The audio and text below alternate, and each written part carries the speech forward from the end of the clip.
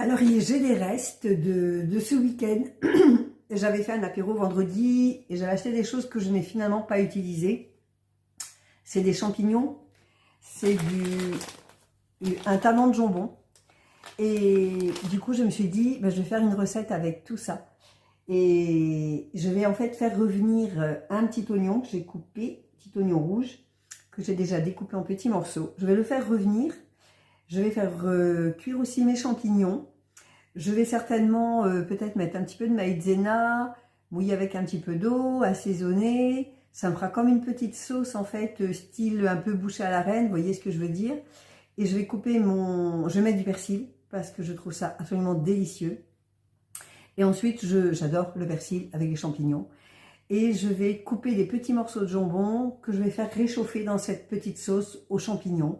Et je vais faire un petit peu de pâte avec et je pense que ça va être pas mal. Je vous montre. Alors j'ai mis un petit peu d'huile à chauffer dans mon wok. Je vais augmenter un petit peu le feu. Tac, tac, tac.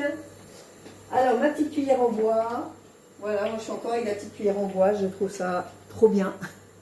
Et mon huile, elle commence à être pas mal. Ça chauffe vite avec l'induction. Et je vais faire revenir mon oignon. Voilà, ça crépite, c'est bien. Voilà, j'aimerais bien que vous voyez ce qui se passe dans ma poêle. Voilà. Et je vais faire revenir mon oignon un tout petit peu gentiment, hein. Pas le faire brûler. Tac, tac, tac. Et je rajoute des champignons dans un instant. Voilà, mes oignons sont pas mal. C'est sympa, ça commence à sentir bon. Je ne vous cache pas que j'ai rajouté un tout petit peu d'huile parce que mes champignons vont être quand même demandeurs. Et je mets une belle quantité de champignons. Ils sont assez gros parce qu'en fait je les avais pris, j'avais idée de faire des champignons farcis. Ça je vous donnerai la recette une autre fois parce que c'est vraiment délicieux. Et j'aime bien aussi les avoir coupés en 4 parce qu'on va vraiment sentir le champignon. On va le laisser, il va réduire, hein, le champignon va réduire. Voilà, je reviens dans quelques instants, on va laisser ça cuire. Je vais saler, je vais poivrer. C'est maintenant aussi que je vais mettre mon persil que je vais hacher. Et puis après, je vous montre ce que ça donne. Alors là, donc, mes champignons sont vraiment pas mal au bout de quelques minutes, hein, ça va super vite. J'ai rajouté mon persil. J'avais aussi un petit peu de persillade en pot, donc j'en ai mis parce que je trouve ça très bien. Et même j'ai mis du sel et du poivre et je couvre et je diminue le feu pour que ça cuise vraiment un petit peu tranquillement. Pendant ce temps, j'ai de l'eau qui bout ici et je vais cuire quelques pâtes et je reviens pour la suite de la recette. C'est presque prêt. Mes pâtes sont en train de cuire. J'ai rajouté mes petits dés de jambon. Ça sent trop bon. Je fais juste réchauffer.